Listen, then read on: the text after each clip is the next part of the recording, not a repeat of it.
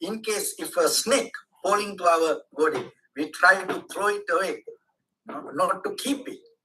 So same like if we know any kind of greed, hatred, delusion or related to this, all the 16 defilements or any other thing, if related to us, if it is within us, even little bit, we have to understand to stay away from it. So that is the beginning, rather than self-validating it, appreciating it, hold it to it, or harboring it, to clinging it to it. We have to criticize it and stay away from it, and without repeating or empowering it. So in that way, what will happen? It gives a kind of like a space or window to go forward through this purification. And when it comes to this sutra, especially that it's more than the very kind of like a surface level of defilement. This give a kind of like a more higher level, kind of like a very extreme level of mental behavior. So as example, we all have the anger, we all have the jealousy, we all have the kind of like laziness. But here in this sutra is deeply mentioned that how when a person go into very extreme level, it has power to take that person to more kind of like unwholesome actions. So then it is very important to look into ourselves and recognize our own responsibility. If anybody look for happiness or the satisfaction or the success, even in the conventional life, without purifying the mind, there is no way we can gain it. But what we see in the today, most of time, when we look for happiness and satisfaction, especially this young generation nowadays, everybody try to kind of like have a dream to become successful, and they always try to go towards the world and try to do whatever they like to gain the money or this conventional level of material success. But we have to understand, when it comes to the very depth of the life, without having the clear mind or without purifying the mind, there is no way we can gain the happiness or satisfaction. So it is better. Of course, we need the material world, but this all conditioned by the very quality of the mind that we carry within ourselves. So then at least few minutes every day, if we have the ability to go into that, having the introspection, look into our own mind and build up the clarity there and get out of the defilements rather than gaining something, I think end of the day, they can find more better life that practicing this. So that is what I want to share. Thank you. Oh, beautiful, beautiful insight. Very practical, very practical. I think, you know, these are the typical weaknesses we have to acknowledge. This is not about simply transforming others. This is transforming oneself, right? So this is what Buddha taught us in a very practical way. So thank you so much for sharing that practical aspect of the sutta. And next I see Venerable Kusala. And in fact, Venerable Bhante Kusala. Next I see Venerable Kusala.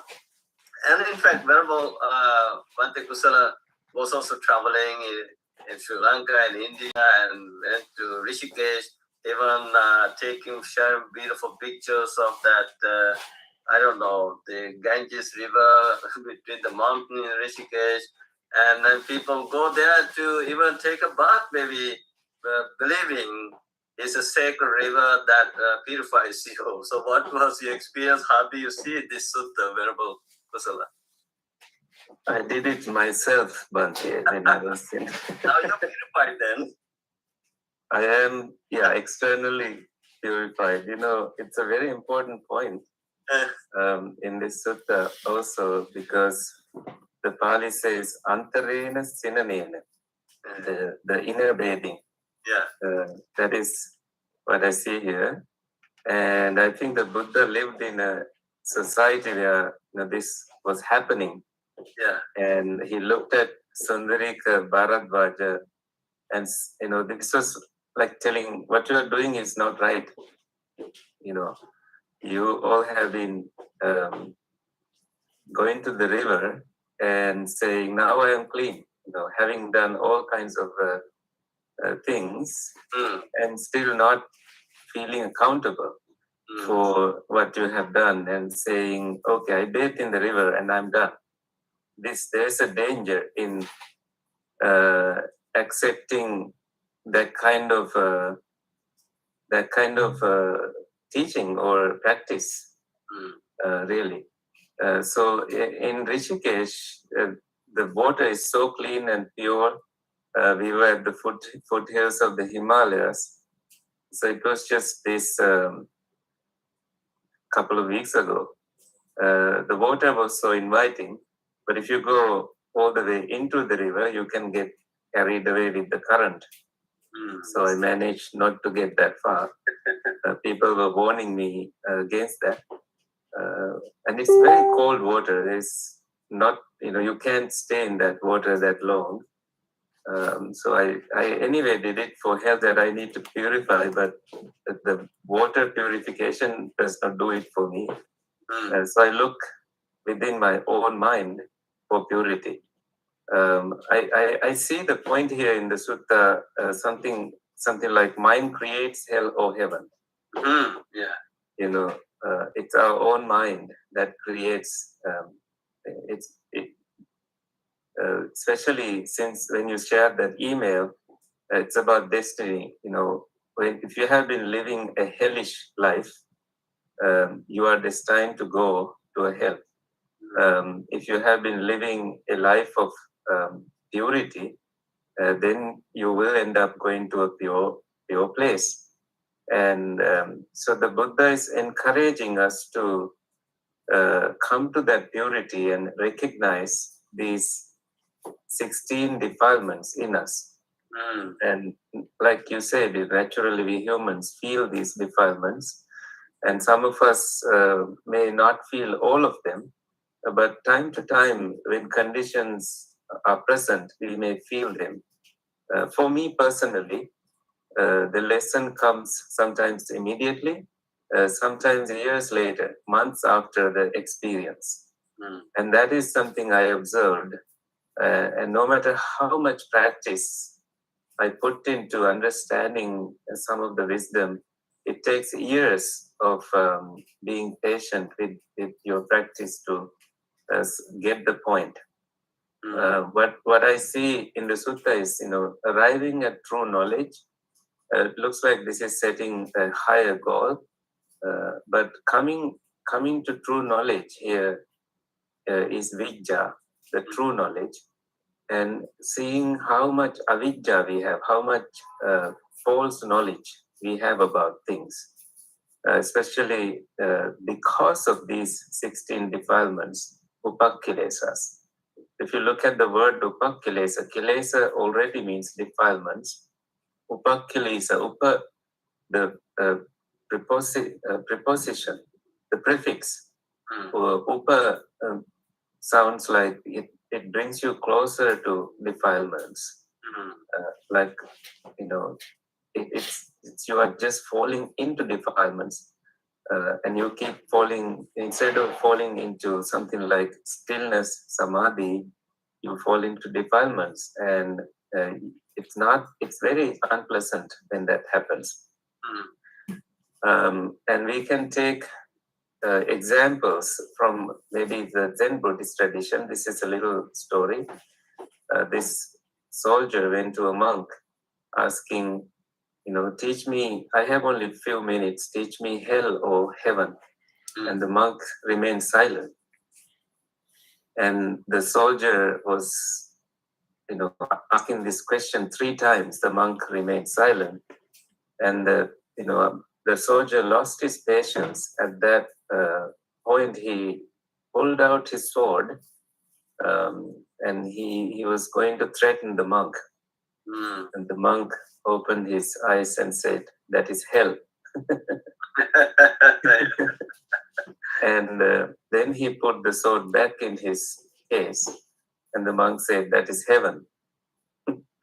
So it doesn't take much words to explain something simple like that. Losing patience with the simplest things that we do. And we know that these are great things, like looking after, like Ayasoma is doing this noble work of looking after her mom. I wish I have the opportunity to do that and look after her mom myself. But given our different locations and limitations, and maybe your mom would not allow me to do this. But again, it's in doing that, and when it's a beautiful thought, but when we practically start doing that, we see how challenging it can be. And I see that with my own father. I lived with him for a couple of days in his monastery. My father is an ordained monk, and I see how challenging it can be. He wants to do things his way, and I want to do things my way. And then there's a lot of explanations needed. Sometimes, like when the Tridao said, you need to be silent. And I do also try to explain the Dhamma I know to him, and he loves it. And then in the evening, he says, I forgot everything you said. Can you write that down for me? So all my day, I think, okay, he understood everything I said, and he's happy. And again, you have to repeat that task. And but of course, there's only so much time we have with them. And in those moments, we create memories that will last our lifetime. We also don't know how much time we have in this world, but the memories we create with them will stay with us. And it's those memories perhaps will be coming to us, teaching something to us. Every moment, these memories will visit us. So I think we monks, of course, are doing this very work of purifying our mind when we speak, the actions that we follow, and how much effort we make. We do understand that it is personal responsibility, but also we know we put so much trust in the Sangha.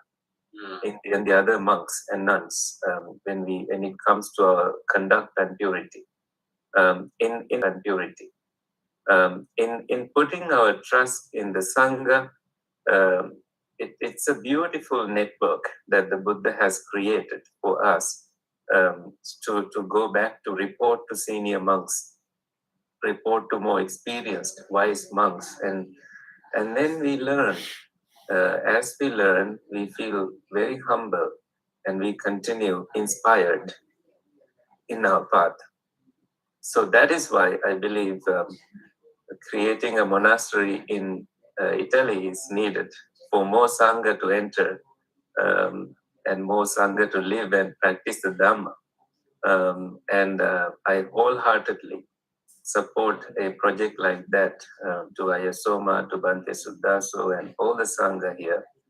I believe, I think beyond words, maybe we can also share this fundraiser in our community emails that we send out to our communities, and maybe even hold our next discussion or any subsequent discussion about this whole project based on the sutta, so based on Vinaya or something that we like to highlight.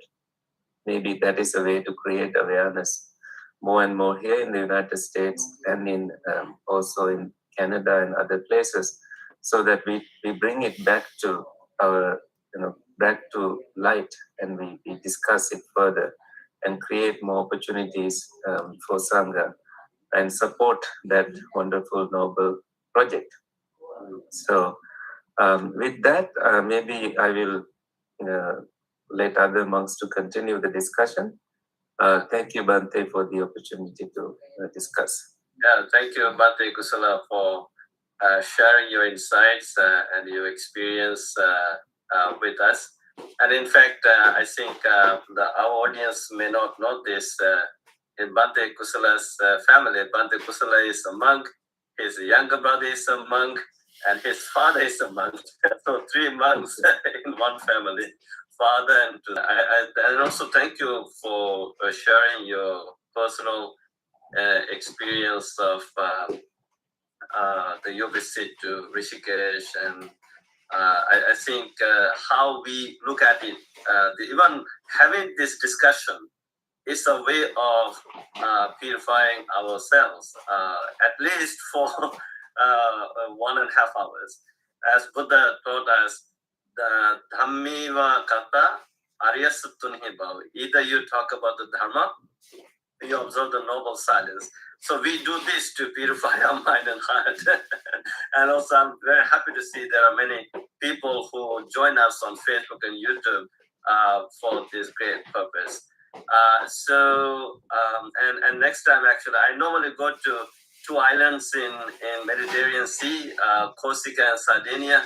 As Sardinia belongs to Italy, Corsica belongs to France. Next time, my visit to those 2 islands, I will pop up at your monastery, wherever I use the. And also, we are very happy to see another monastery is being built. I think they're studying in England. So very happy to see the active European nuns, going for this great project for the greater benefit of the people. So next, I see Venerable Digale Somavangsha from Vancouver. So Venerable Somavangsha, what's in your mind? So please feel free to share your insights with us. There was an idea, most venerable Bhante Sarnapala and other venerable monks, nuns, and dear Dhamma friends. I would like to explain a little thing about this sutra with my simple language. And this is very beautiful and important sutra. According to this sutra, human mind is like a dirty clothes. I heard that there is a venerable one of the venerables explained about dirty clothes and cleaning it using the clean water, and then as well as according to this sutra, we always work with bad thoughts. We all know we are wearing clothes, especially monks. We are wearing robes. How many times we clean this, wash this robe like this? Buddha take this cloth to similarly as to clean our, purify our mind. And with this example, that is the nature of the sensual world. Always our mind, the nature of our mind is creating some bad thoughts. But wise people understand this nature and try to create unwholesome thoughts. Create wholesome thoughts against unwholesome thoughts. When we understand this process, we can understand the world, and I mean the actual world and its function. This sutra is very valuable to understand the hidden mind temperaments. According to some, we discuss about, according to the sutra, there are 16 defilements. According to those defilements, there are some, we know the special defilement is, important defilement is desire. Desire character, according to the Buddha's explanation, Visuddhimagga. The Visuddhimagga explains desire character, desire thoughts, desire character can easily understand the Dhamma. Because, for example, Queen Kema and other venerable in Swarnakaraka. Like this, when we read this sutra, these stories, we can see easily that those people can easily turn to their mind to the impurity, impurity of our body, to see impurity of our body. And as well as I would like to share, I read an article about research of the human brain. According to that article, I think it is done by an American doctor, as I remember. According to his research, he says that the human brain has two parts, two faculties as left and right. One side has been processed and install bad things that is naturally installed. When we are born in this world, naturally, that is why we, as human beings, we are doing bad things. We tend to do bad things, wrong things. Naturally, we are doing those bad things. It has process. That is why we feel to do bad things. Other side is of our brain is empty. When we are born, it is empty. Naturally, it is empty because we must fill it with good habits, good thoughts, like charity, morality, and meditation, like these good things. It is very hard to practice good things because naturally our brain and mind tend to bad things. That is why we good people have to face some when we try to do good habits, good things to the society. Always we have to face some troubles. That is why most people practice bad things. Very few people are only practicing good things. It is like it is very difficult to grow flowers in our garden.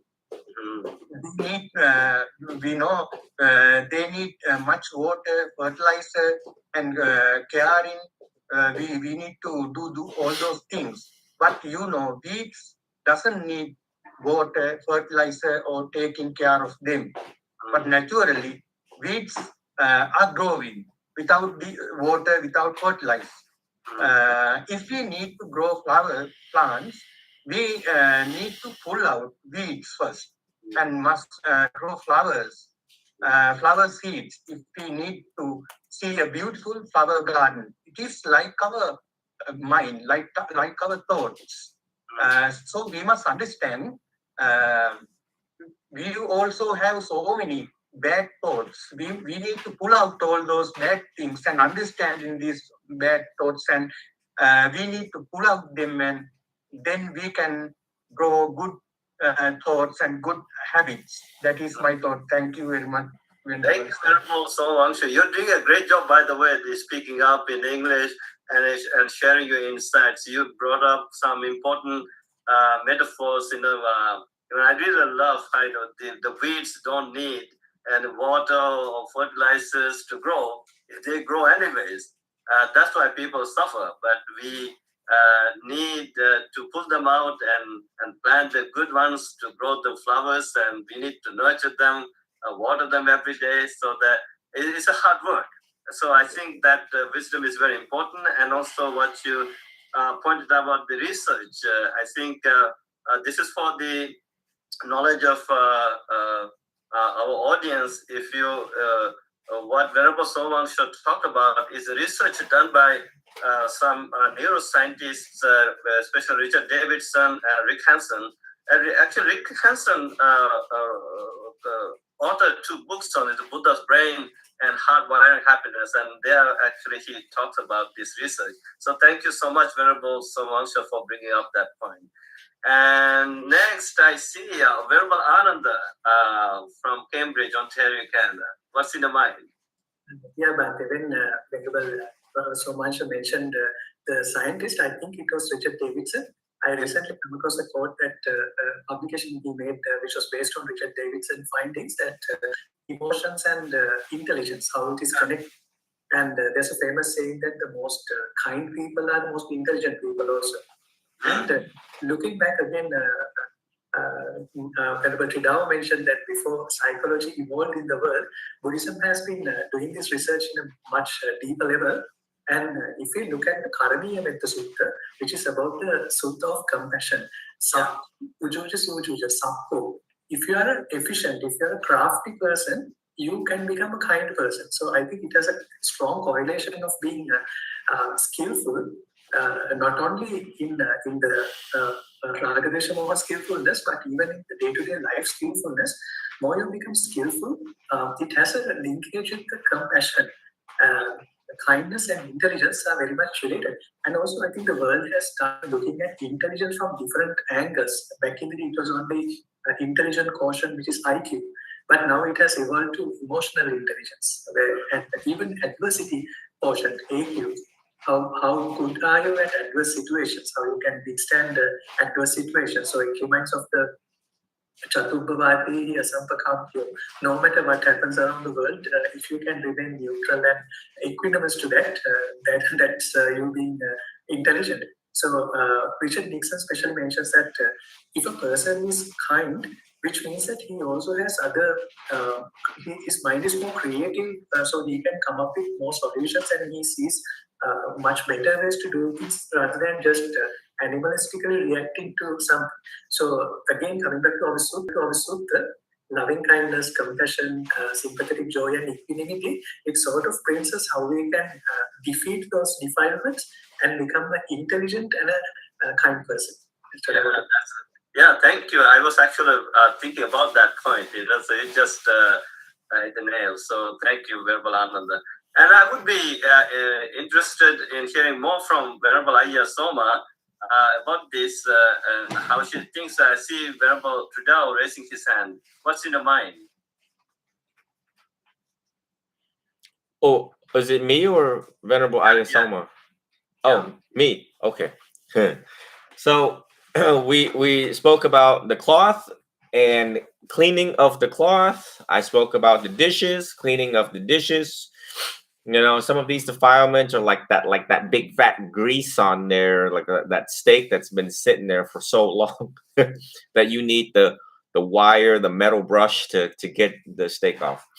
So when we look at the sutta on access to insight, number 8, paragraph number 8, we see it says, he gains unwavering confidence in the Sangha. The Blessed One's disciples has entered on a good way, the straight way, enter on the true way, the proper way. And also to look at paragraph. So I just wanted to slow down a little bit. So the monastic order is like the most, this is a fun analogy. We're like the detergent for your defilement. We're, you know, we're the living Dhamma. I mean, obviously, all of us can reflect what would the world look like without the monastic order. To sit there and research this. You know, we were the first psychologist 2,567 years ago. We were the first psychotherapist. We were the first therapist in order to take in the Dhamma, understand it, and then serve the people and their sicknesses and illnesses of the mind. So in regards to the sutta, one can see that we're like this very powerful detergent, like OxyClean level, like the best money could buy type detergent, and very potent, penetrative. For, you know, in America, they have a lot of advertisement, you know, tough on grease for your plate. So they sell all these very expensive detergent so that it can guarantee a nice squeaky clean. And that's what we want for all of you, is that some of us have a particular way of teaching the Dhamma, penetrative way, to apply the best available medicine onto this type of defilements. I think other monks explain it very lightly, but on a clinical level, for me, is that some of these things are very, very serious as it permeates our society into the fabric, into the moral fabrics and fibers of everyday life, and how it can toxic very toxic, and how it can poison our mind and poison our bloodstream. So I just wanted to reemphasize the importance of the Sangha, and to also reflect on the entirety of this. You can meditate on this for like the entire 3 more months. Each word that is being expounded in this sutta is a very well chosen sutta. And lastly, paragraph number 10, he knows I have given up, renounced, let go, abandoned, and relinquished the defilement, gains enthusiasm for the goal, which is nibbana, gains enthusiasm for the Dhamma, gains gladness connected with the Dhamma. When he is glad and joy is born in him, being joy is in mind, body becomes tranquil, body is tranquil, he feels happiness. We also need to look very carefully, very slowly about the body being tranquil, because these defilements, you see, they constitute, they add in to control, anatta lakkhana. What does that mean when the body's not tranquil? So in my clinical experience, we see people with OCD, ADHD.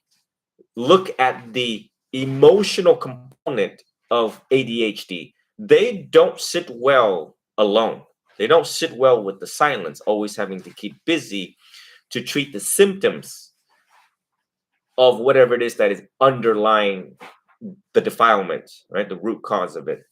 OCD, what is it? Control.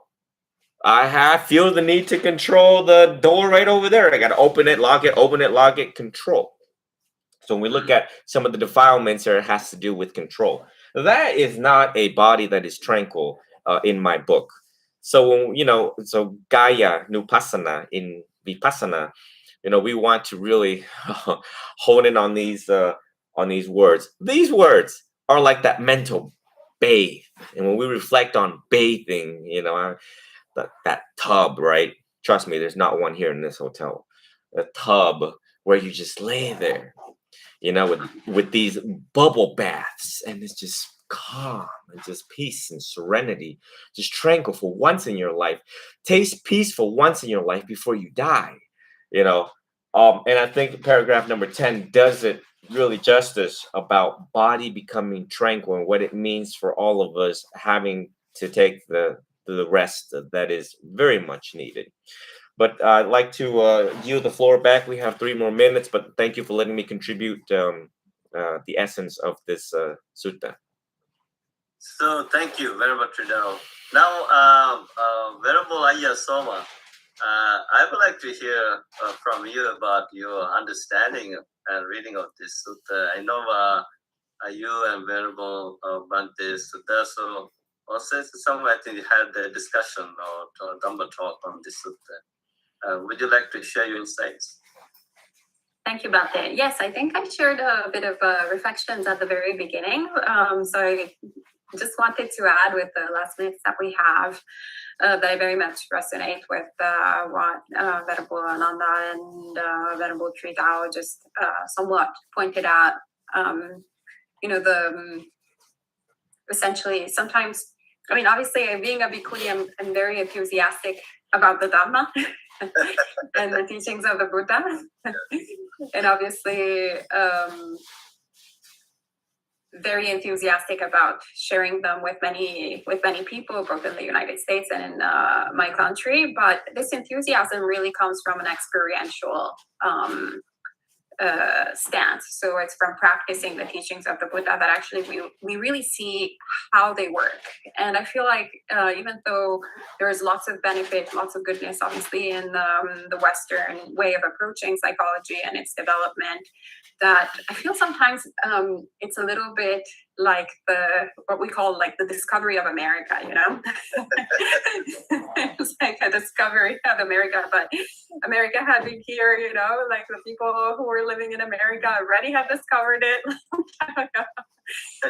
So sometimes that's how I feel like it's approached, like the discovery of the mind, the discovery of the heart, the discovery of human suffering. Like there are all these latest news, meditation works, to release this and that, or that perhaps anger is a poison of the mind. But actually, even there, sometimes people go back and forth and they're like, no, actually, anger is a good thing. So people can get a little bit confused. So that's what I find really incredible, that the teachings of the Buddha are, 2,500 years old, and actually longer than that. They're without discoverable beginnings. So the Buddha actually, just what he did was finding, doing the work to really find how the mind works, and teach us how essentially to attain liberation from complete suffering, not 10% less grumpy, not 10% less greedy, not 10% happier, but actually 100%.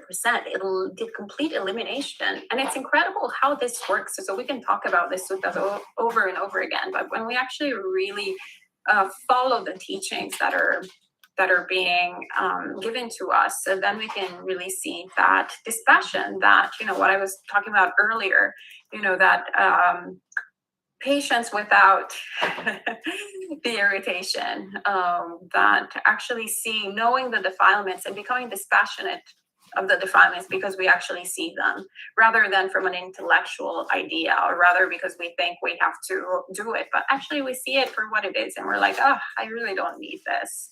I can lay down the burden. I can free myself from suffering.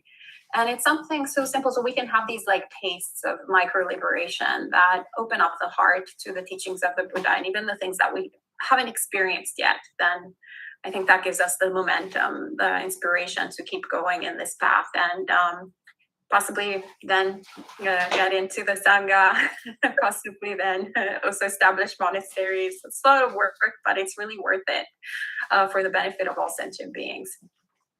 Thank you so much, Venerable. So with your insights, I would like to conclude today's bi-weekly discussion. Today, by the way, we had the discussion session number 73. So it's a great joy for us to have this unity and discuss Dhamma together. So before we end this program, let us recite the all other Patimokkha verses. I don't think we have no one of those monks who recite the Gathas. They are not here, but let me recite those verses together with you. Sabba papas akaranang kusalas pariyodapanang etang buddhana sasanang kanti paramang tapotitika nibbanang paramang vadanti buddha nahi pabbajito paropaghati nasamano hoti parang vihithayanto anupavado anupaghato pati adhichitte cha ayoga etang buddhana sasanang. Sadhu, sadhu, sadhu. So my gratitude to all of you, venerable monks and nuns, for coming together to discuss the Dhamma. It was a beautiful discussion we had. So we made a lot of merits. By the grace and power of all these merits, and by the grace and power of the Buddha, Dhamma, and Sangha, may you all be blessed with longevity, good health, happiness, and peace. May Devas, celestial beings, continue to protect all of you with the divine blessings for your health and safety. May all blessings be with you. Sabbe satta bhavantu sukhitatta. May all sentient beings be well.